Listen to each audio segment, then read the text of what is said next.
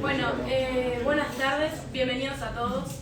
Desde el CGU queremos agradecer principalmente la presencia del docente Ricardo Barbosa, docente de Geopolítica, Teoría de las LI y de Estados Unidos y América Latina, una relación asimétrica. Y también agradecer a estudiantes, egresados y docentes que están aquí presentes. Sin más preámbulos, le damos la bienvenida y la palabra a nuestro expositor, quien va a estar hablando sobre China, Estados Unidos y Taiwán, un punto de línea o una perla en un collar. Muchas gracias. Bueno, buenas tardes. Lo primero, agradecerles que hayan venido. A ver, acá no importa lo que yo diga o cuál es mi opinión. Supongo que todos vinieron acá, más que nada, por el título, el tema o el interés en el tema. Como siempre digo, estas cosas no son de casualidad. Entonces a veces ando cargando con los libros. Yo no he publicado ningún libro, así que no voy a vender nada ni nada por el estilo. Normalmente uso autores clásicos o de referencia que son los que nos sirven para poder entender las cosas. Entonces, por ejemplo, en el año 2000 ya se publicaba esto, que es la competencia entre China e India. ¿Qué iba a pasar? Económicamente hablando y de todos esos insumos, recursos humanos, tecnológicos, posicionamiento. Año 2000. Un clásico de nuestro amigo Kissinger, que no sabemos cómo sigue vivo, pero sigue vivo, con sus 96 años, y lo siguen llamando los presidentes para asesorarlo. Un punto de vista desde el mundo, como yo digo, gringo, anglosajón, solo americano, donde ustedes cuando encuentren publicaciones o traducciones, los gringos, en ese poder que tienen, ellos establecen dos límites, política interior y política exterior. Entonces siempre van a escuchar hablar que fulano estudia ciencia política y tiene esa visión, política interior de Estados Unidos, política exterior para afuera. Porque tienen la capacidad de poder presionar para que las cosas sucedan como ellos quieren. Este otro libro ya tiene un par de años, que todo es un periodista que vive todavía en China, creo que no lo echaron todavía, pero él cuenta todo el proceso dentro de China para poder trabajar, instalarse, qué tienen que hacer, qué no tienen que hacer, porque si bien China propicia el libre comercio, todas las empresas son estatales. En Netflix les recomiendo American Factory, que es una fábrica que compran los chinos, una fábrica automotriz que se dedican a fabricar parabrisas con gerentes chinos y obreros americanos. Tiene el Oscar como documental, es excepcional ese documental. Y después un libro que me gusta mucho, lo he leído 2 o 3 veces, Choque de Civilizaciones de Huntington en el año 90, que tuve la suerte que un docente acá en la facultad, cuando vino a un tribunal con doctorado, me dijo que este libro lo tenía que tirar, que era viejo. Ustedes saben todo lo que ha pasado en este año, de febrero para acá, y que todos los que éramos los raros, que tratábamos los temas de relaciones internacionales, más que nada la escuela realista, todos esos raros que andábamos en la vuelta, de geopolítica y todo eso, pasamos de ser raros a que nos consultaran. Porque nadie podía entender qué era lo que pasaba. Y por ejemplo, en este libro, en la página 158, ustedes tienen el mapa de Ucrania dividido en 2. Una Ucrania para Rusia y una Ucrania para Occidente. Año 90. Hay otra serie de publicaciones. Y para los eventos que están pasando ahora en Europa Central de Ucrania, este libro, que como ven el título dice Geopolítica de la expansión de la OTAN, año 2003. Lo estoy leyendo de vuelta porque algunas cosas me olvidé. ¿A qué voy con esto? Ustedes ahora van a tener en esta presentación una pregunta que se tienen que responder al final. Si es un punto en una recta, cuando me llamaron, me decían, no, vamos a hacer la charla esta. Sí, ¿cuándo? Para el próximo martes. Digo, no te apures. Esto hay que darle tiempo de decantación. No podemos hablar sobre los eventos cuando están ocurriendo, porque si no pasamos a ser opinólogos. Y la otra respuesta que pueden tener es si esto va a ser una perla en un collar de perlas. Obviamente cada una de las frases sintetiza figuras diferentes y situaciones diferentes. Vamos a pasar a la primera. Estamos en una facultad de Derecho, que básicamente acá todo lo que aprendemos está en un centro de gravedad que se llama el Estado. Los abogados aprenden Derecho ¿para qué? Para que nosotros, simples ciudadanos, podamos litigar contra el Estado y que el Estado no nos pase por arriba. Los escribanos certifican, los traductores certifican que las cosas que están trayendo de otros lugares, de otros estados, se traducen y corresponden a eso. Y los que estudiamos relaciones internacionales tratamos de entender lo que pasa en el sistema. Entonces, no vamos a entrar al tema directo, porque si no, prenden la radio, bajan un diario, lo leen y ya está. Vamos a ponerle un marco teórico. Vamos a tratar de entender con elementos teóricos para que cada uno pueda sacar una conclusión. No me necesitan a mí. Después lo que puede pasar, que algunos vamos a tener alguna conclusión y otros otra, y bueno, y ahí contrataremos las conclusiones que saquemos. La visión estratégica de China, tenemos que saber por qué empieza este problema, el incidente con Taiwán y unas conclusiones. Pasamos a la otra. Todo marco teórico se basa básicamente en estas tres cosas. En un tema a estudiar, en los antecedentes y en las bases teóricas. Ahora vamos a ver un poquito de bases teóricas. Pasamos. Ese cilindro, según como ustedes reflejen la luz, o es un cilindro o es un rectángulo. Y para los dos es un cilindro. Para estos muchachos que están ahí abajo, ¿es 6 o 9? Los dos están en lo cierto.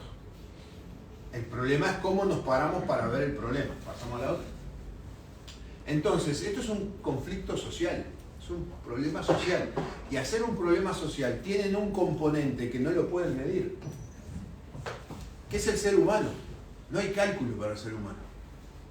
Por eso todas las ciencias sociales tienen esa imperfección de que está el humano incluido. No hay economistas acá, o sea que le podemos pegar con un caño a los economistas. Vieron que los economistas dicen, en esta predicción nosotros no habíamos tenido en cuenta que los actores racionales iban a tomar la decisión de tal cosa. Si le erran, ponen esa frase. Si le invocan, hicimos un estudio maravilloso donde calculamos todas las variables, no le erramos en ninguna. Bien. Tienen el problema que tenemos todos los que manejamos las ciencias sociales, que es el hombre. ¿Y cuáles son las tres principales que analizan estos temas? La ciencia social, la ciencia política y las relaciones internacionales en el concepto de teoría. Pasamos a la otra. La sociología, ¿qué es lo que entiende? Que vivimos en una gran masa humana donde esa masa humana la pueden entender y comprender. Para mí no es así. Porque esa masa humana es muy heterogénea, no es homogénea. Traten de decirle a ustedes que las mujeres pueden manejar a nuestros amigos que están allá en Afganistán. Hace 2 días las corrieron a tiro porque estaban protestando para poder ir a la escuela. Ya esa sociedad está complicada. Como les dije, entienden que esa sociedad es común en el mundo. Pasamos a la otra. La ciencia política. ¿Cuál es el problema que tiene la ciencia política? La ciencia política estudia las decisiones de las instituciones. Entonces estudia la Organización Naciones Unidas, Fondo Monetario, Banco Mundial, el Acuerdo de Beijing. O sea, ¿qué efectos tienen esos grupos sobre los distintos actores? Que pueden ser estados o no. Pasamos a la otra. Y después venimos a lo que a mí me gusta desde hace ya 22 años. Cuando empecé acá en esta facultad, en segundo año de Relaciones Internacionales. ¿Qué es la escuela inglesa o escocesa? Fundada en 1918. Esa escuela tiene determinadas características y de ahí nacen 3 corrientes de pensamiento. El realismo, el idealismo, el constructivismo, y todas tienen en común que buscan la paz y se basan en el Estado. Pasamos a la otra. El idealismo, así títulos. Es racionalista, estadocéntrico y juridicista. Habla del sistema internacional, la acción humana, la base de las relaciones internacionales y se regula por el derecho. Pasamos a la otra. El realismo, que es lo que nosotros vamos a ver acá, con referentes de distintas épocas. Hobbes 1500 para los abogados saben que es el padre de ver como nos matábamos entre todos, y dijo, hay que poner reglas, hay que imponer las reglas. Entonces, de ahí nace el pensamiento de establecer reglas que se va a plasmar en lo que nosotros conocemos hoy como una constitución. Tucídides, guerra de los griegos, la guerra del Peloponeso, 4 siglos antes de Cristo, donde hay un documento en la guerra del Peloponeso escrito por Tucídides en el libro cuarto, que es la guerra entre Atenas y Esparta. Ahí hay un diálogo en forma de teatro que se llama el diálogo de los Melios. Es cuando los atenienses llegan a la isla de Melios y lo reciben los gobernantes, separados de la población. Y le dicen, a nosotros nos asiste el derecho de tener determinadas alianzas, a nosotros nos asisten derechos. Y los atenienses le dicen, a nosotros nos asiste la fuerza. Fin del cuento, la ciudad arrasada, los hombres muertos, mujeres y niños esclavizados. Primer documento de relaciones internacionales donde se plantea realismo versus idealismo. Morgenthau, 1953, padre teórico del realismo, escribe su libro Políticas entre las Naciones, una lucha por el poder. Es la Biblia para los gringos. La Biblia. Ahí todos los presidentes hacen como dice ahí. Raymond Aron, lo mismo pero para Francia, que escribe Paz y Guerra en 2 tomos, dividido en 4 partes, que es un exquisito libro para asesorar a De Gaulle y posicionar a Francia como potencia. Y Huntington, que lo acaban de ver, después de la caída del muro, plantea un nuevo paradigma que son las civilizaciones y los choques entre civilizaciones. La acumulación del poder, según para donde vaya el poder, lo que se usa como unidad es el Estado, la parte alta y la parte baja del Estado, o sea, los temas importantes y los temas mundanos. Pasamos a la otra. La representación del sistema internacional es una mesa de billar, lisa, integrado por bolas de billar, todas del mismo tamaño. ¿Qué varía? La densidad de la bola de billar. Cada Estado, según el poder acumulado que tiene, es lo que va a pesar como bola de billar. Entonces, la bola de billar Uruguay viene, pum, le pega a la de Brasil, ni lo mueve.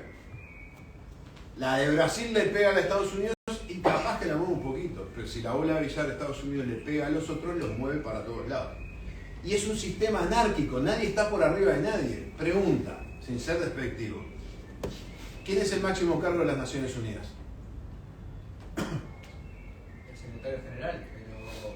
El secretario general, bien. Pero es administrativo, o sea... ¿Qué hace un secretario? A coordinar entre partes. ¿Qué hace un secretario? Coordina. Reparte papeles, coordina. Chau. No hacen eso. Eso es lo que hacen. La Asamblea General es la representación de Kant en su obra La Paz Perpetua. Preocupado Kant, que vivía en Kaliningrado, ahora que está de moda porque ha salido, porque es territorio ruso, que nunca salió de ahí, con 14 años hablaba 4 o 5 idiomas, griego antiguo incluido, y él plantea vivir en un mundo en paz.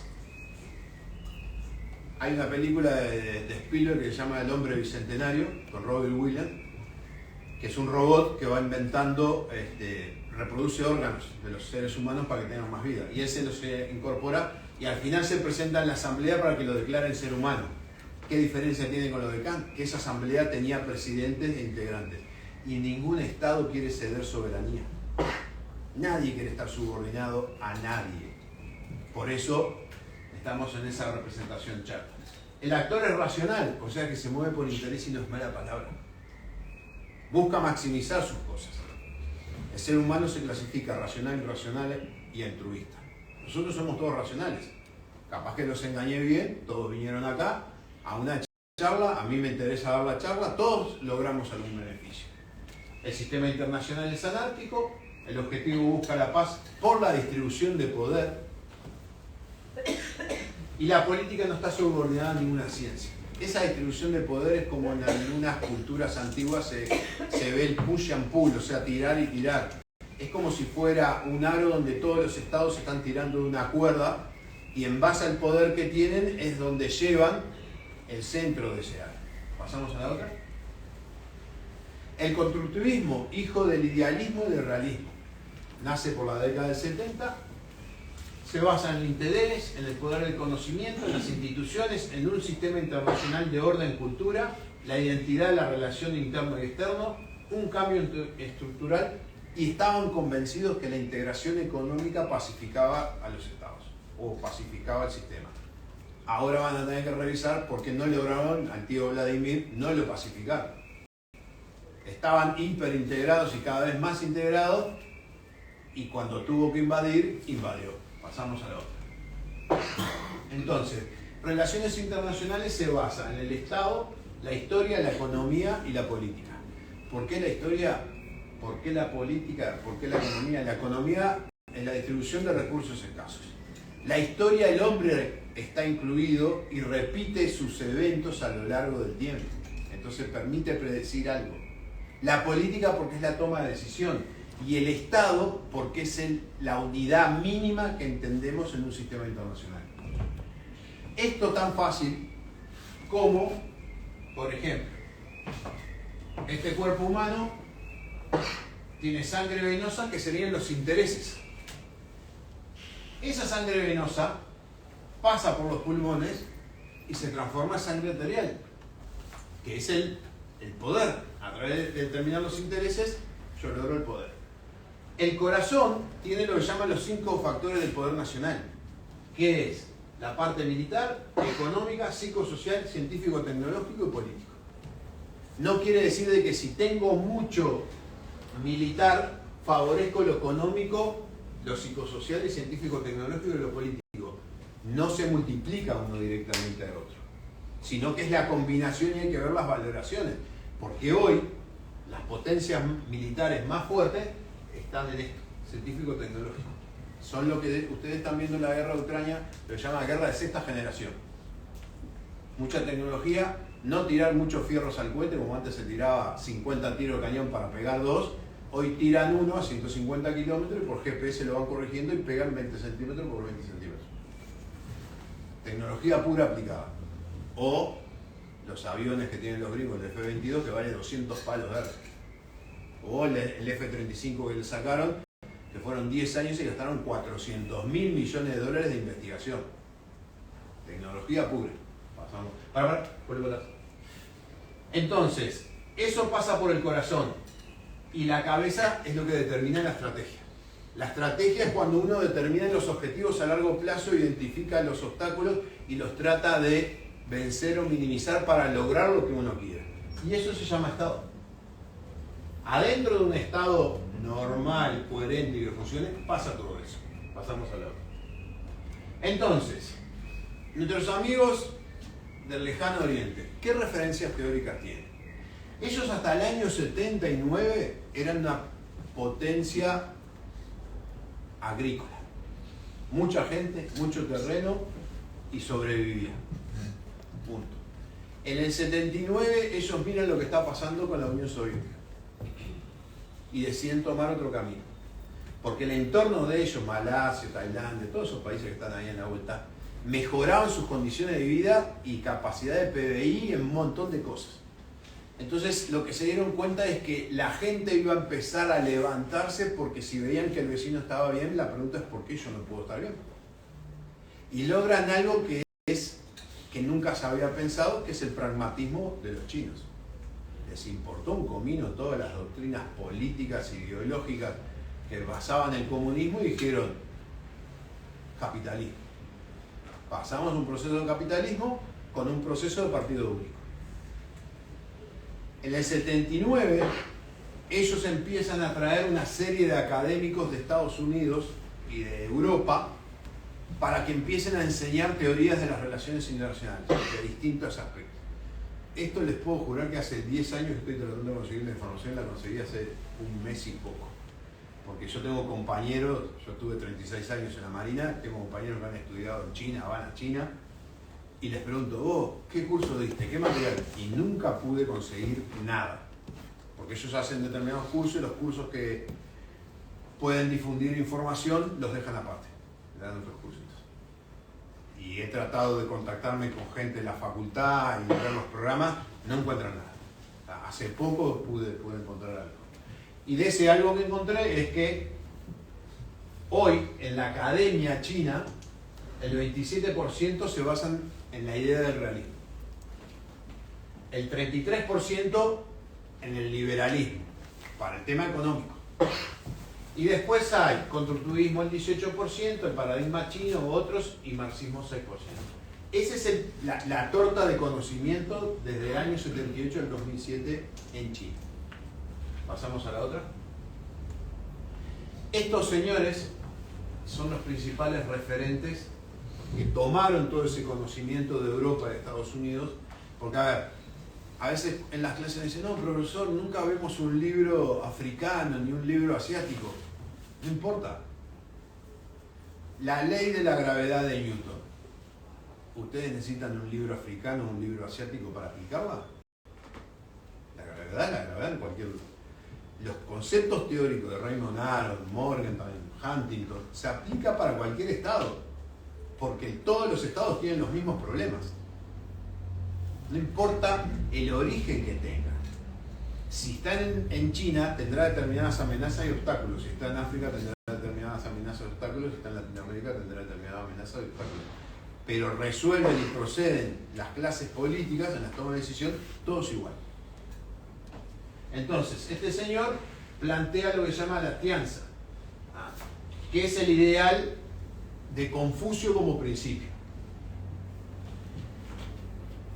Este señor, no los nombro porque patino con los nombres y prefiero el castellano, plantea lo que se llama el realismo chino, que es el poder económico, político y militar. Y este señor plantea relacionalismo, que es una dialéctica entre el yin y el yang, lo bueno y lo malo, contra lo que era el razonamiento de Hegel, que era tesis, antítesis y síntesis. Pasamos a la otra. Entonces, basado en esa lógica, esta es un escaneo de un atlas de geopolítica francés del año 80.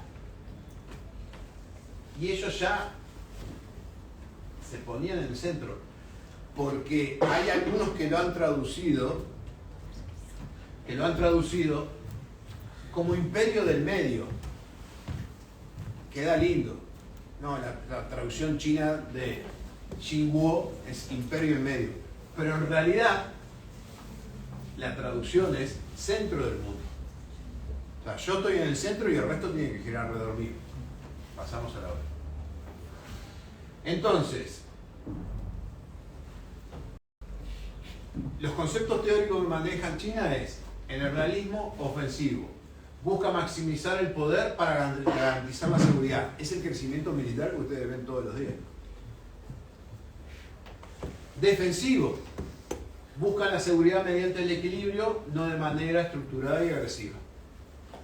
Tienen el poder militar, pero no lo usan, o a veces cuando son coaccionados, como dicen ellos, lo tienen que usar. El confucianismo, ¿cómo gobernar? Confucio decía que el gobernante es virtuoso si gobierna bien.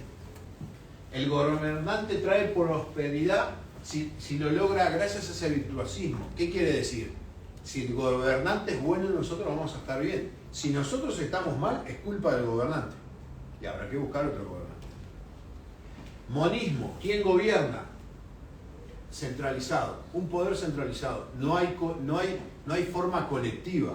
Estará el Partido Comunista, pero el que gobierna es uno. El partido apoya al que gobierna. Y para mí, esto es opinión personal, hay una China y tres sistemas, porque ninguna sociedad no puede tener un respaldo espiritual atrás. ¿Qué eligieron ellos? Para el espiritual, a Confucio. Que si ustedes saben, Confucio no tiene ideas políticas, no tiene ideas filosóficas. Confucio lo que hace es una práctica de estilo de convivencia. A tal grado que Mao destruyó la tumba de Confucio, ya la recuperaron ahora y todos los años el año administrativo chino lo inauguran descendientes de Confucio. Entonces ahora tienen una China con un sistema político, partido centralizado, un sistema económico, capitalismo, y un sistema espiritual, Confucio. Pasamos a la otra. Entonces, ¿cuál es la estrategia de China basada en esos conceptos teóricos? pasamos de vuelta. Historia rapidito, 1910, se instala lo que se llama la República China después de todos los imperios, presidido por lo que se llama el partido del Kuomintang. Del 46 al 49 entran en guerra entre los comunistas y el Kuomintang, y en el 49 ganan los comunistas. O sea, China siempre, esa sociedad, estuvo gobernada en forma autoritaria por un gobernante único que no le exigían que rindiera cuenta de nada. Cuando el Kuomintang era una dictadura de derecha y el Partido Comunista era una dictadura de izquierda. Gana Mao con la izquierda y se instala, y la lógica de funcionamiento del Estado sigue siendo la misma. ¿Por qué cuando cae la Unión Soviética caen primero los países europeos? Porque la gente que vivía ahí, que tenía un poco de edad, había conocido otro sistema político antes de la ocupación rusa. En cambio, en Rusia, para conocer otro sistema, la persona tendría que ser lúcida en 1917 y tenía el zar, que no sé si no era peor que la Unión Soviética. Pasamos al otro. Actualmente considera como una provincia renegada, y el compromiso de Mao hasta el día de hoy, que se sostiene, es recuperar la isla. Se autoproclama lo que era antes Taiwán, lo conocíamos Taipei, ahora es Taiwán o República China Nacionalista. Se declara, no se declara como un país independiente, ahí está mal. Se declara que es la verdadera China. Ahora después les digo por qué no se declara independiente. En el 71, la Asamblea de Naciones Unidas expulsa a los representantes de Taiwán y reconoce a los representantes de China.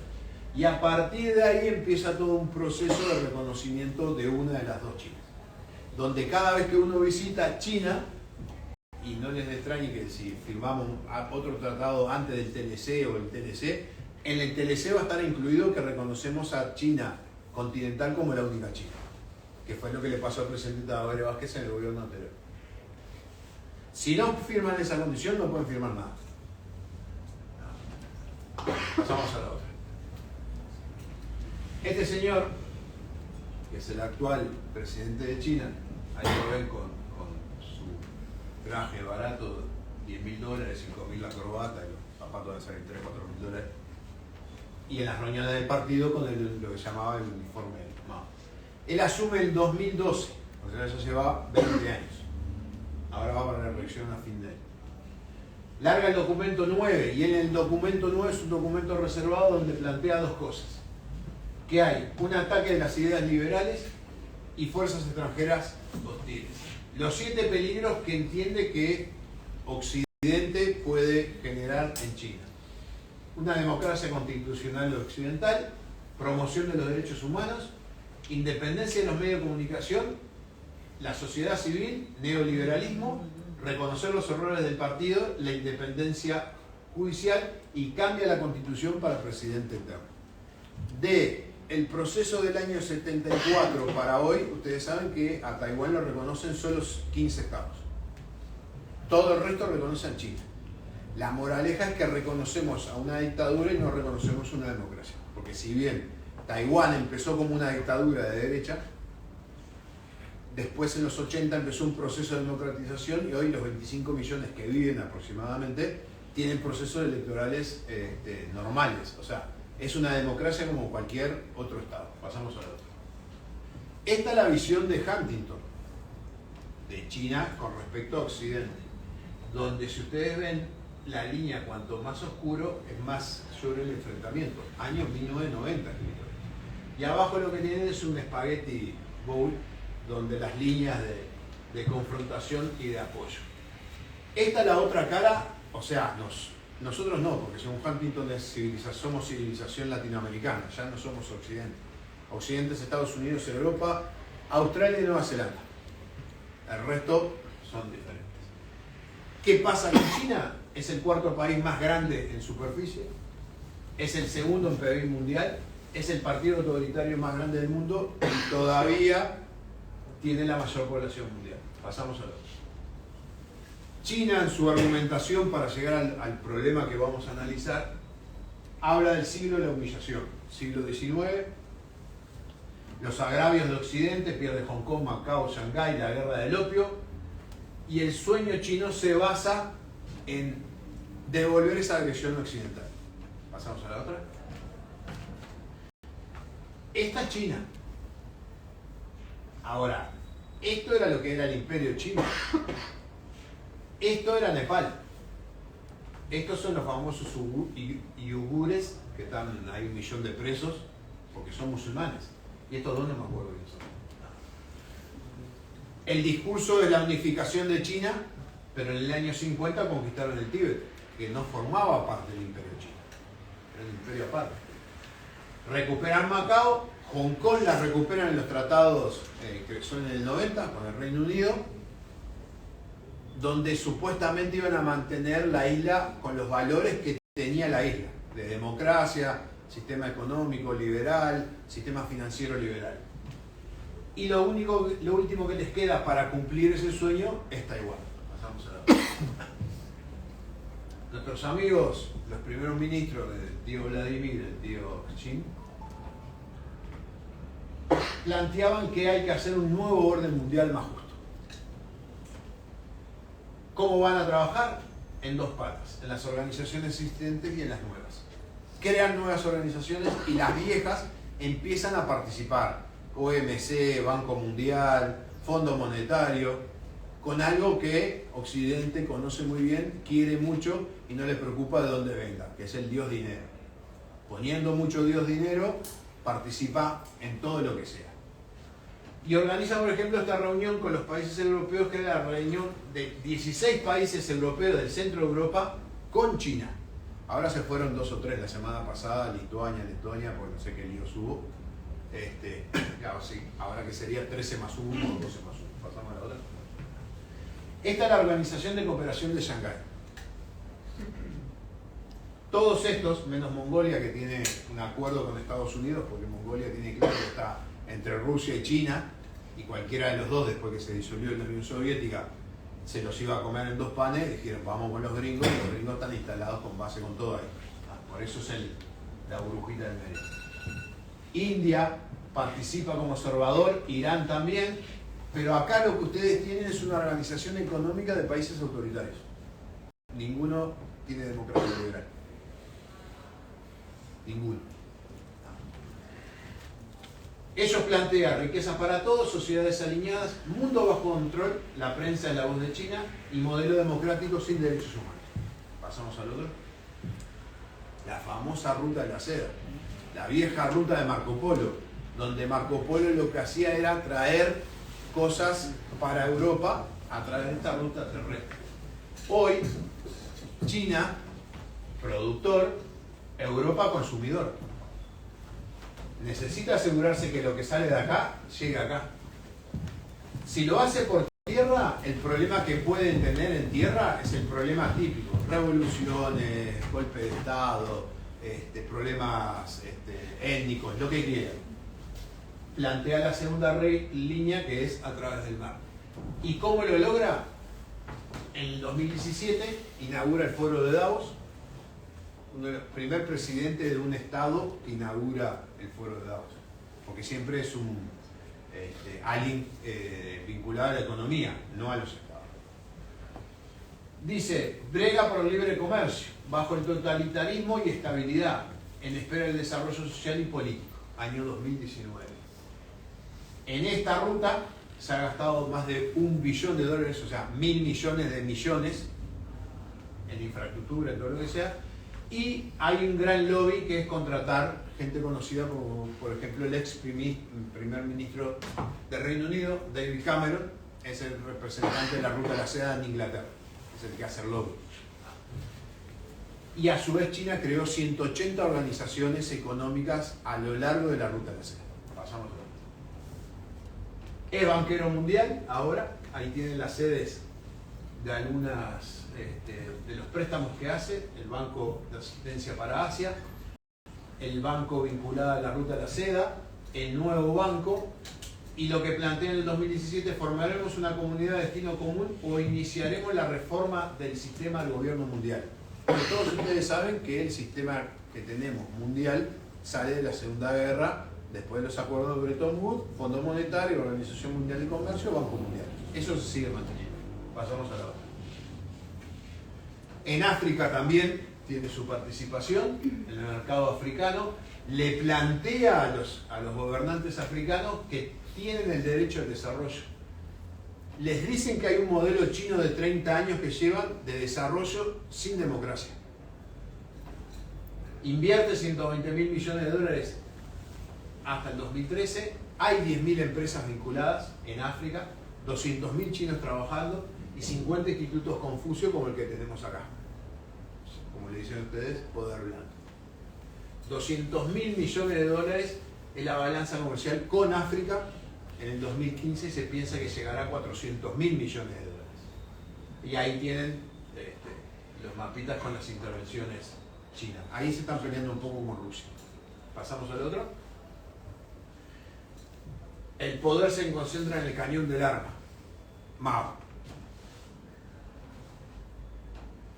La reactivación del poder militar chino. Ahí participan misiones de paz. Andan por más arriba de los 2 millones de efectivos. Es el ejército más grande del mundo. Lejos. No es la marina más grande del mundo. En eso los gringos le ganan por 10 veces. No llegan, todavía no llegan al nivel. Pese a que tienen estos 3 portaaviones, pero este ya está fuera de uso y no sé si va a andar bien y este no hay más uno. Pasamos al otro. En una reunión que hubo en el año 2015 en la Casa Blanca, el presidente chino le pregunta a la prensa: presidente Xi Jinping, ¿las islas artificiales que están construyendo en el Pacífico las equiparán con armamento? Respuesta: no, nunca. Somos pacíficos, son para el desarrollo sustentable. Por supuesto, Obama respiró tranquilo. Pasamos a la otra. Estas eran las islas cuando empezaron hace 10 años. Esta es la isla ahora. Estos cositos rojos que ven, ese redondelito, este que está acá y este que está acá, son baterías de misiles. Esta era la isla al principio, esta es la isla ahora. Tiene 2.500 metros de largo la pista esa que permite a los bombarderos chinos llegar hasta Hawái. Pasamos otra. Las islas están ubicadas aquí. Acá está Taiwán, acá están las islas, y acá está Filipinas, Malasia. Acá tienen otra isla. Son como 8 o 10 islas. Pasamos. Y ellos reclaman soberanía ahí y en todo el espacio. Y tuvieron un reclamo en la Corte de la Haya y la Corte de la Haya se los dio negativo. Por su tradición, no sé cuánto, porque ellos decían que todo alrededor de eso, lo que hay abajo, que lo que importa, gas y petróleo, también era de ellos. El yin y el yang. Presión militar, presión económica. El futuro inevitable. Esto es en el año 1000 a.C. Ese es el centro económico del mundo en el 1000 a.C. Sumadas todas las economías que había en el mundo. Se movió hasta 1950 acá porque estaba todo el mundo destruido, Segunda Guerra Mundial. Lo que estaba sano era acá. Ahora el centro del mundo económico está volviendo y en el 2025 se calcula que va a estar por arriba de Mongolia. Si sigue el movimiento económico en esta zona, este punto se va a venir acá. Pasamos al otro. Para nuestros amigos norteamericanos o gringos como los conocemos, ellos plantean, hay un profesor que se llama Allison, que tiene un libro que se llama La esencia de la decisión, y él plantea lo que se llama la trampa de Tucídides. Eso que yo les mencioné al principio. La trampa de Tucídides a lo largo de la historia se repitió 17 veces, 14 veces terminó en conflicto, 3 no. Que es cuando una potencia empieza a surgir adentro de otra potencia. Se va a dar un lógico enfrentamiento entre la que surge y la que está. China surgiendo en el Pacífico y Estados Unidos dominando el Pacífico. Acá están las bases americanas actuales, compartidos con los países, con las alianzas de países. China es un peligro para la seguridad global y nosotros, sin mirar un mapa de las bases estadounidenses, le creímos. Pasamos a la otra. Acuerdos que hay. Este es el diálogo de seguridad cuadrilateral que está Estados Unidos, India, Australia y Japón. 3 de la región, muy importantes, y el referente. Pasamos a la otra. Esto es lo que salió hace poco, el año pasado, que es el AUKUS, que es un acuerdo de seguridad, inteligencia artificial, tecnología cuántica, cibernética, instalaciones industriales y cadenas de suministro. Les recomiendo Pine Gap en Netflix, 2 temporadas, que es la base de seguimiento satélites que está en Australia y que interfiere todas las comunicaciones del Pacífico. Y hay otra serie más australiana, que es el problema de la compra de políticos por China para favorecer a China. Ahora no me acuerdo el nombre, pero están ahí enganchados. En este acuerdo, Australia va a empezar a fabricar submarinos nucleares americanos. Transferencia de tecnología. Pasamos a la otra. El Pacífico es el lugar más armado en materia naval del mundo. Esto se practica, esto hace 3 meses. Todos estos muchachos, que acá debe haber 10.000 personas, más algunos submarinos atómicos que andan ahí en la vuelta. Los gringos, estos son los portaaviones británicos, participan los portaaviones de India, de Australia, los portahelicópteros japoneses. Recién terminaron una maniobra Japón, India y Gran Bretaña, hace 2 días. Esto se hace todos los años, en el Pacífico. Pasamos al otro. Este es el almirante de la 7ª flota y que hace unos meses dijo esto, o sea, no le preocupó si era políticamente correcto o no. Debemos convencer a Beijing de que los costos para lograr sus objetivos por la fuerza militar son simplemente demasiado altos. A ver si esa famosa invasión a Taiwán se va a dar o no. Pasamos al otro.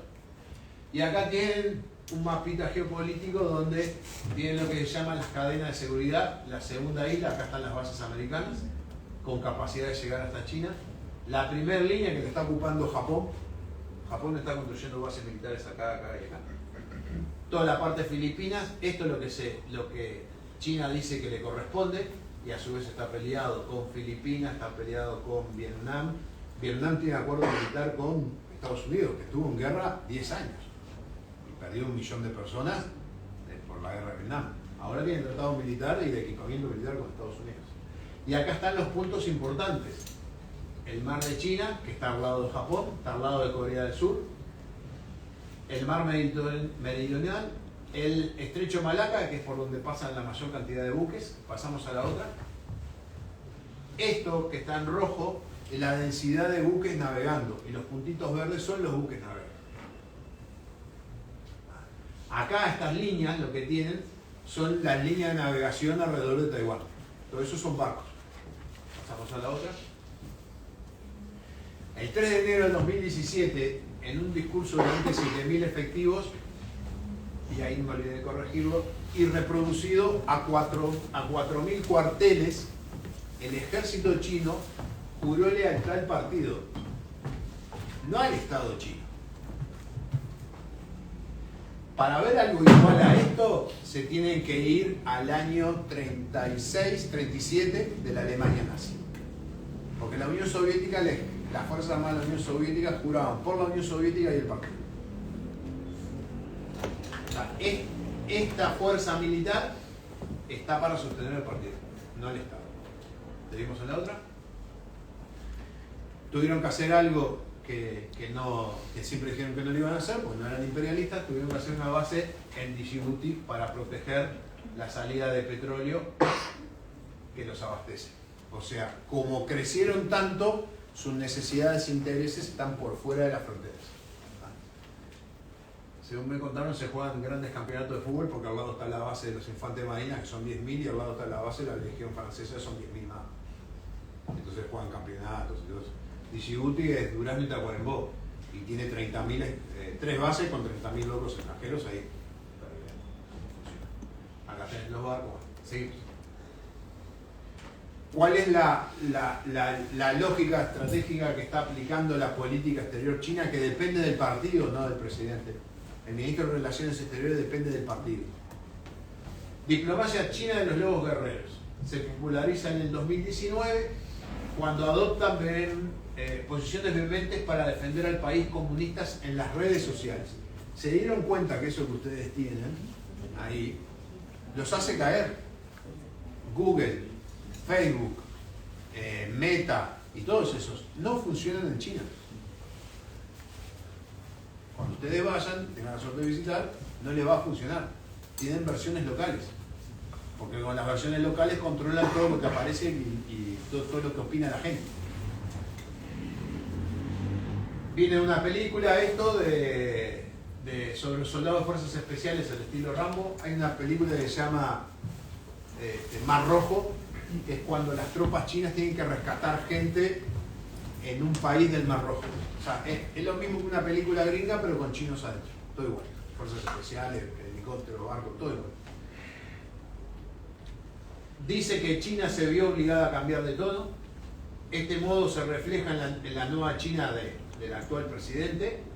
Los enviados dicen que podrán tomar represalias contra sus rivales.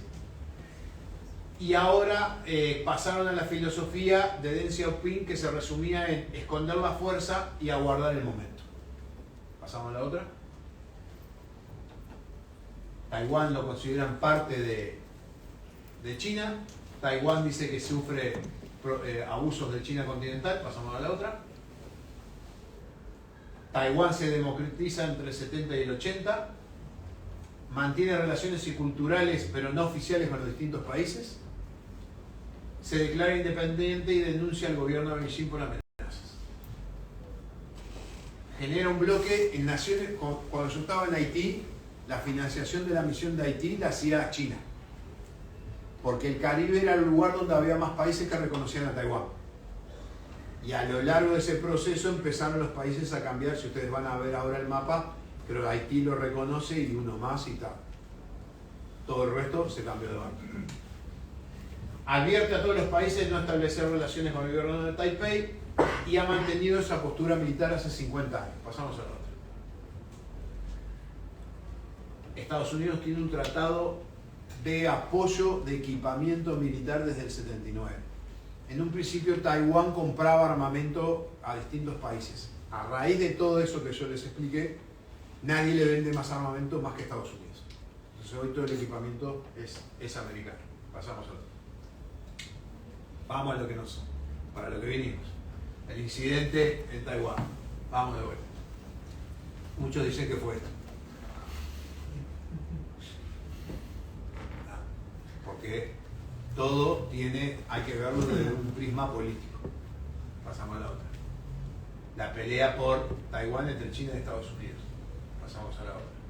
Nuestra amiga, la tía Nancy, que es la congresista más antigua del Congreso americano desde el año 87, presidente de la Cámara de Diputados.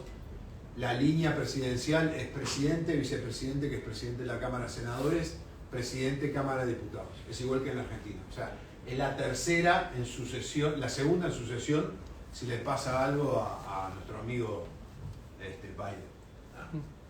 Pasamos a la otra.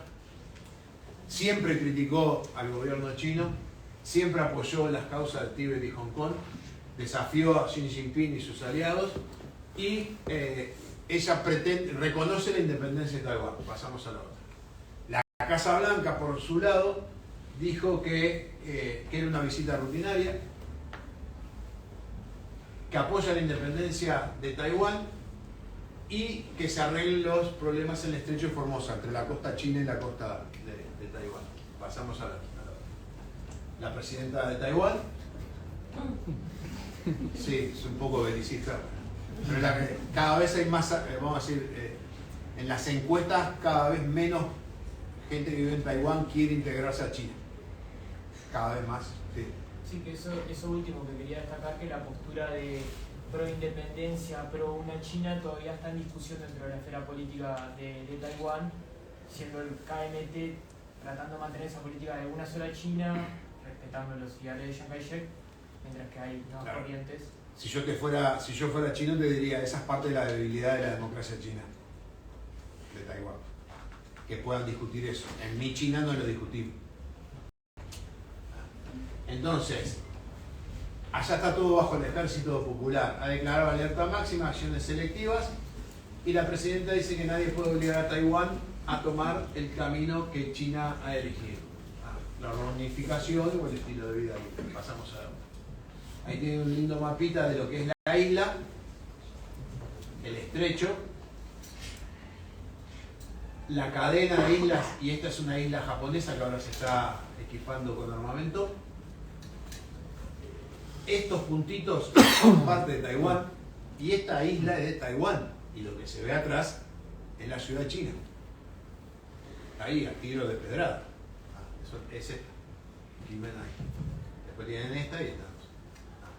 Pasamos a la otra. Ruta de tráfico marítimo, donde China continental decidió hacer ejercicios. Una lógica que siempre hacen es de rodear a Taiwán, como decir, la podemos ahorcar. Los aviones, por ejemplo, chinos, cuando en vez de ir acá para China, vienen por acá, dan la vuelta, siguen acá. Entonces obligan a que los aviones chinos salgan, y un avión de combate moderno más o menos dura 8.000 horas. A las 8.000 horas hay que desarmarlo todo, revisarlo todo y volverlo a armar. Si el avión sale 20 millones de dólares, hacer eso debe salir 3-4 millones de dólares. O sea, provoca un desgaste de material, o lo que nosotros los infantes de marina decimos es un reconocimiento por el fuego. O sea, provocamos para que el otro active, para después juntar información de qué radar prendió, qué hizo, qué no hizo. Eso lo hacemos y vamos juntando información para después tener la información para que el día que nos larguemos más o menos sabemos qué van a hacer. Acá están las zonas del ejercicio. Pasamos a la otra. Las reales sanciones que aplicó China a Estados Unidos: canceló reuniones de coordinación y después suspendió reuniones militares. Eso es lo único que hizo China contando realmente. Y dice que se reserva el derecho de usar lo que sea necesario. Pasamos a la otra. Los dos son políticos y el político vive del voto. Así me enseñaron en ciencia política y en ciencias sociales. El político chino vive del voto, el político americano vive del voto. Segundo semestre hay elección o reelección del presidente. La demostración de que China de este año no es la del 96, cuando ocurrió el mismo incidente y la Marina Americana pasó por el estrecho campante, porque en esa época tenían lanchas, no tenían nada para pararlo. Hoy la Marina Americana no lo hizo eso. El ministro de Relaciones chino depende del partido, no del presidente. Como les decía, si el gobernante es bueno, hay un buen resultado, si es virtuoso. Si algo anda mal, es culpa del gobernante. La seguridad y economía es la base de lo que exige el partido. Agrava el problema con más nacionalismo y deja en evidencia que no es solo una China. Ustedes imagínense en año 79, estamos en el Partido Comunista, ¿no? Yo estoy acá liderando el partido y todos ustedes acá están, de más viejos a menos viejos. Los que están allá recién empiezan el partido. Somos 90 millones de integrantes del partido, pero acá nos representan unos 5.000, 6.000. Yo digo, vamos a hacer esto, vamos a ir al capitalismo, pim, pum, pa, pa, pa. Dentro de 50 años vamos a lograr esto. Entonces, ustedes que están allá atrás van a pelear por eso, porque dentro de 50 años van a estar sentados acá. Ese es el pragmatismo chino. Les importó un comino la ideología, porque si yo tengo un partido único, Partido Comunista, mi filosofía no es la misma que para una economía liberal. La economía liberal tengo a Locke y tengo a Hobbes. En lo otro tengo a Rousseau. No coincide uno con otro, pero sí coincide que me mantiene en el poder. Rusia, o la Unión Soviética en esa época, no vio eso y terminó cayendo. Esa es la línea divisoria. Nuestra amiga Nancy, reelección de la Cámara Baja, que la tiene ahora en las elecciones de término medio. Muchos dicen si coordinó con Biden o no, es del Poder Legislativo, no lo controla el Ejecutivo. No representa al Ejecutivo, máxima autoridad que visita la isla en 25 años. Hay una demostración de que Estados Unidos mantiene las alianzas, porque después de la salida de Afganistán quedó muy mal parado. Y si es una potencia, la potencia tiene alianzas y las tiene que mantener. Y hoy estaba escuchando, las Islas Salomón son unas islas muy chiquititas, que China hizo unos acuerdos con las Islas Salomón hace 3 meses. O sea, muy revuelo bárbaro porque las Islas Salomón están muy cerca de Australia. ayer terminaron de hacer maniobras entre Japón, Estados Unidos y las Islas Salomón, que deben ser 10. La marina de las Islas Salomón deben ser 10, no deben ser más, con 2 lanchas. Pero ahora están haciendo maniobras con Estados Unidos. Estados Unidos hace 1 año y medio que viene haciendo muchas alianzas en todo el Pacífico y ha logrado muy buen éxito con eso. Y después hay en un discurso de Biden el 25 de marzo del 2021 dice que nuestro amigo Xi Jinping no tiene un hueso de democracia. Pasamos a la hora. ¿Cuál es el problema para nuestro tío Xi Jinping? Que este señor, el primer ministro, Li Keqiang, es el otro candidato a ser el presidente del partido. Que está más cerca de Occidente y es menos nacionalista, porque el miedo que tiene el partido es que lo afecte económicamente. Si lo afecta económicamente, lo desestabiliza socialmente. Y si lo desestabiliza socialmente, como se dice, por hambre cae cualquier régimen. No importa el color del partido político que sea. Pasamos a ver. Conclusiones. Y ya no me van a tener que aguantar mucho más. Pasamos a la otra. ¿Se iniciará una guerra por Taiwán? Pasamos a la otra. Para mí no. ¿Por qué? Seguimos. Taiwán no declaró la independencia, que sería la tocada de oreja máxima. Estados Unidos reconoce que forma parte de China a Taiwán. Estados Unidos protege a Taiwán desde el 79. Taiwán es aliado de Estados Unidos y Estados Unidos es aliado de Japón, Australia, Indonesia, Vietnam, Filipinas, Gran Bretaña, Francia, y trabaja con India y con Pakistán. Porque a India y Pakistán, que están ahí, no le interesa que China crezca tanto, porque Taiwán es lo que se dice es el candado. Si cae Taiwán, cae después el resto. Esa es la visión que tiene. Taiwán solo lo reconocen 15 países. Las sanciones económicas en el conflicto ruso los tienen muy preocupados. Porque como ustedes saben, desde que se puso en práctica en la humanidad el libro de David Ricardo, 1776, de la riqueza de las naciones, donde cada nación produce lo que mejor produce y lo intercambia por otras cosas, hoy tenemos que, en mi busito, el cierre debe ser, no sé, de Taiwán, la lana debe ser de la India, los puñitos deben ser de Latinoamérica, y así se ensambla. Entonces, las sanciones que le aplicaron a Rusia, que Europa no lo tenía planificado, pero las está aguantando, a Rusia le provoca que muchas cosas que produce o no las puede producir o las tiene que producir con otras cosas que no son lo mismo. Siempre se está hablando del tema de Taiwán, que produce semiconductores de alta tecnología, tiene el 60% del mercado mundial, desde las pantallas hasta los aviones militares. Ahora Estados Unidos ya da un subsidio de casi $60.000 millones para que se instalen esas fábricas en Estados Unidos.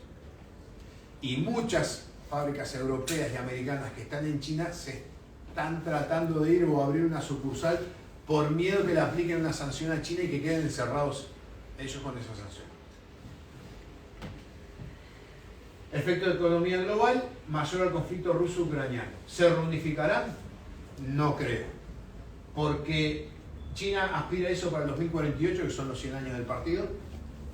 Taiwán cada vez menos población lo apoya y el ejemplo de Hong Kong es cruel, porque empezó de un proceso democrático que cada vez es más autoritario. Pasamos al otro. Esta es una foto de hace una semana. Esta es una fragata china, esta es una fragata de Taiwán y este es un barco militar japonés. Como ven, el cañoncito apuntaba adelante, no apuntaba al costado. Las marinas lo que tienen en el mundo diplomático es que dan los tiempos para poder hacer acciones y frenarlas. O sea, tiene tiempos distintos a lo que es la aviación y el ejército. Entonces, ustedes ven a los dos buques militares uno al lado del otro. Porque como ustedes saben, la soberanía plena es hasta las 12 millas. Después en un canal hay una línea media que, en ese estrecho, que lo dividen para responsabilidades administrativas, rescate, todo ese tipo de cosas.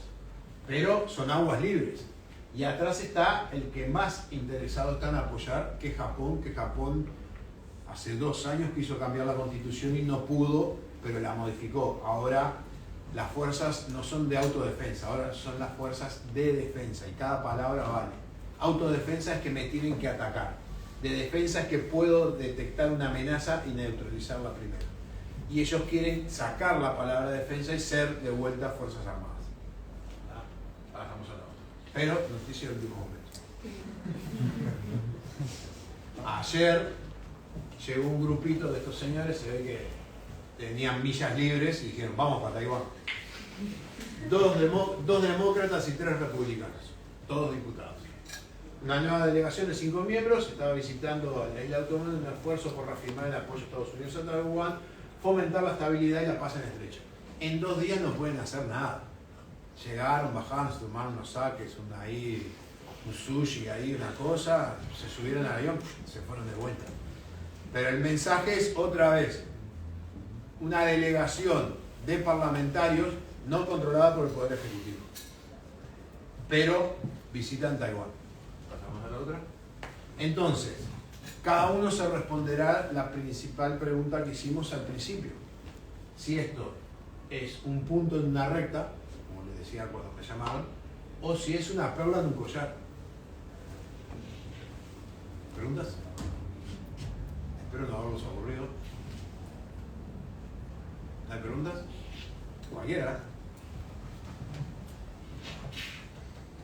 Sin miedo. Yo, como les dije, les agradezco que hayan venido porque no por lo que yo diga, sino porque les interesa el tema. Espero haber podido volcar algo para que ustedes saquen sus conclusiones, no importa lo que yo diga. Como les mostré con el libro, volé para atrás. ¿Por qué digo un punto en una recta? Porque una recta es una sucesión de puntos que tiene origen y tiene fin. Si yo me ubico acá, hay toda una serie de puntos para atrás, eventos que están registrados acá, la historia, todo. No sabemos cómo va a seguir eso para adelante. O si es un premio para colocar en un collar una perla más. El valor del collar es por la cantidad de perlas que tiene. Entonces, recuperaron Hong Kong, Macao, Taiwán, una perla más y termina ahí, o recuperan Taiwán y siguen. Yo lo más seguro estoy 3 metros bajo tierra, ustedes lo verán. Pero todas estas lógicas, por eso planteamos el tema del concepto teórico y el tema estratégico, porque la estrategia se planifica a muy largo plazo. Todo esto empieza, por lo menos la época esta moderna, con China en el 79, en esa lógica que China dice, tengo que sacar a ver, China es el único que logra los acuerdos del milenio de Naciones Unidas. En 10 años saca 600 millones de personas de la extrema pobreza, que significa que comen un plato de arroz por día. 600 millones comen un plato de arroz por día. Entre 300 y 400 millones son la nueva clase media. 10, 15 millones de ricos, muy ricos. Pero que si se endulzan con la riqueza, el partido lo saca y dice que conspiraron, no sé qué, y desaparece. Como desapareció un tiempo el de Alibaba y volvió a aparecer. O sea, tenés la riqueza porque el partido te la da. No te marees. Y después tienen como 100 millones, 150 millones que comen salteado. En el 79, la Unión Soviética ya tenía el 60% del PBI dedicado al tema militar. Y los indicadores de vida estaban en el año 50 y iban para atrás. Y eso, Gorbachov lo tenía claro, pero si recuerdan un poco la historia, Andropov estuvo 6 meses y dicen que, como le pasó al Papa, le llevaron un té, se acostó a dormir y no se levantó más. Porque él era jefe de la KGB y sabía la realidad de lo que estaba pasando en la Unión Soviética. Y el gran paradigma es que por hambre la gente queda arrinconada y se levanta contra cualquier régimen, no importa el que sea. ¿Preguntas? Yo tengo una. Una consulta, profesor. Allá se disparan, pero En caso de que Rusia logre sus objetivos en Ucrania y no haya una respuesta bélica por parte de Occidente, ¿usted cree que puede cambiar ese no a la invasión de China a Taiwán? A ver, si hablamos por objetivos de lo que dijo el tío Vladimir, es frenar la entrada de Ucrania en la OTAN, lo están logrando. Ocupar las dos provincias separatistas para protegerlas, lo va a lograr. Y después para mí va a quedar una guerra de guerrillas. ¿Usted no cree que haya una ocupación total de Rusia? No, no le da. Porque el problema que tuvieron los rusos en defensa, la alta tecnología te multiplica mucho el poder, pero en ataque no. Y Ucrania tiene los mismos vicios que tiene el ejército ruso, te venden hasta la madre. Son grandes camaradas, trabajé en Congo, en Camboya y en Haití con ellos, y cuando hay un problema traete un ruso pues te salva de todo. Es lo más grande que hay. En tiempo de paz tenerlo lejos porque es una bomba atómica. El problema de China es que el partido necesita y ve que tiene que tener... A ver, China gana cuando hay paz. Si no hubiera habido el conflicto con Rusia, de China ni hablamos y seguían creciendo. Las sanciones, si le aplican sanciones, porque el quiebre, aparte de que justificó mantener la OTAN, agrupó a Occidente, lo que no pensaban era que Occidente iba a poner medidas tales que lo afectaban a ellos. La tarifa de la luz para los alemanes, ahora, no, para el gas, ahora que viene el invierno, se multiplicó por 6. Si vos escuchás todas esas cosas, parece la Argentina. Pero Rusia no puede dejar de proveer gas a Europa porque no le da, o sea, no tiene forma de empezar a abastecer a Oriente. Le va a llevar un tiempo. Pero en el futuro corto no. El tío Vladimir, que asume el 31 de enero del 99, cuando estábamos todos preocupados si arrancaba la computadora, ¿verdad? Ustedes capaz ustedes no se acuerdan, pero yo sí. Arranca, no arranca, se suicida, todos esos líos que hubo. El tipo se sienta, hay una reunión en el 2000, junta a las mafias, junta al ejército y junta a los gobernantes. Muchachos, pónganse todos de acuerdo porque si no los decapito. Como hizo Lenin cuando da el golpe de Estado en el 17. Porque la revolución es en el 17 y la instalación del gobierno comunista es en octubre. Ahí hubo un gobierno provisional y después lo llamaban a la Duma, el que votaba en contra, vení para atrás, pum, tiró en la nuca, hay un voto nuevo. Él empieza a planificar eso, por eso está aguantando lo que está aguantando. Lo que hay una realidad es que físicamente vos necesitas infraestructura y en esas distancias te lleva un tiempo. Lo va a lograr. Y la otra es que si vos ves lo que es Rusia en población, tenés los núcleos urbanos europeos de los Urales para acá y después campo pelado y la gente sobreviviendo como si fuera a principios del siglo XX. El tema es cuánto va a aguantar, cuánto lo va a afectar, si la gente se va a levantar o no. Por ahora las medidas le han funcionado.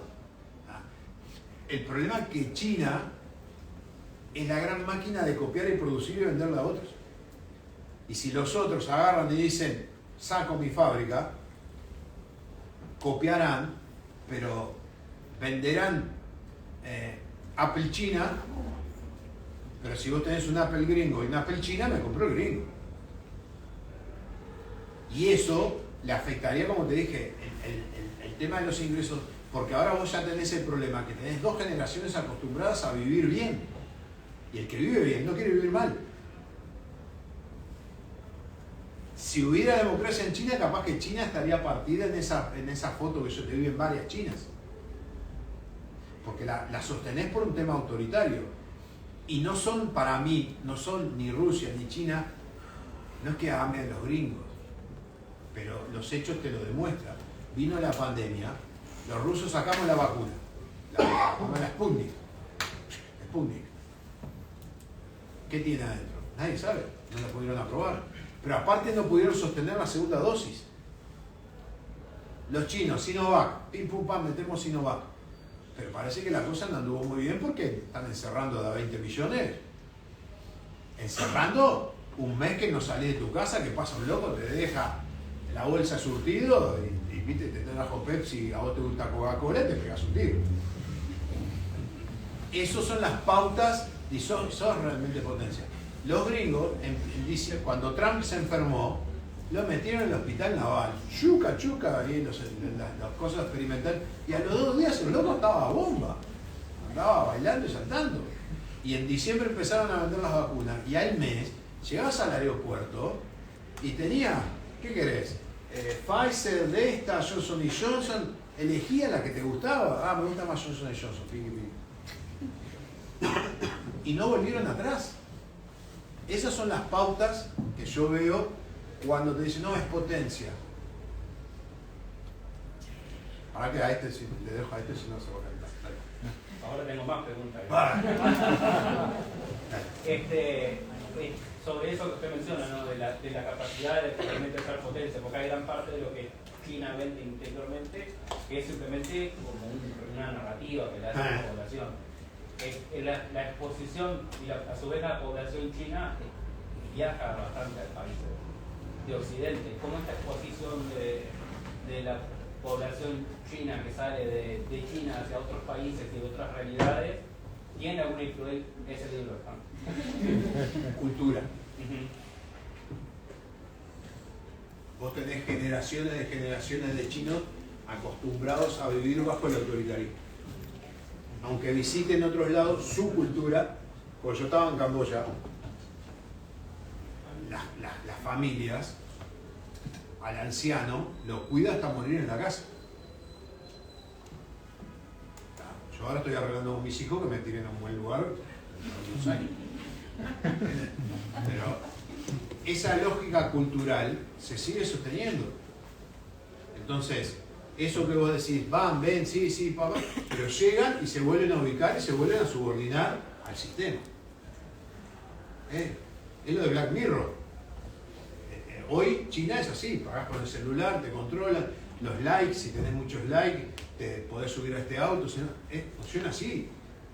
Black Mirror, no me acuerdo cuál capítulo, que la muchacha trata de alquilar un auto y justo se peleó con un loco y le bajaron el puntaje y tuvo que alquilar una porquería. Funciona así. Hacia atrás. ¿Vos ahí levantás la mano? No, te picaba la cabeza. Dale. Respecto al compañero decía de las cuestiones de Rusia y cómo podrían afectar a China. El problema es que, por ejemplo, Rusia depende en gran parte para sus manufacturas, incluso para el ejército, de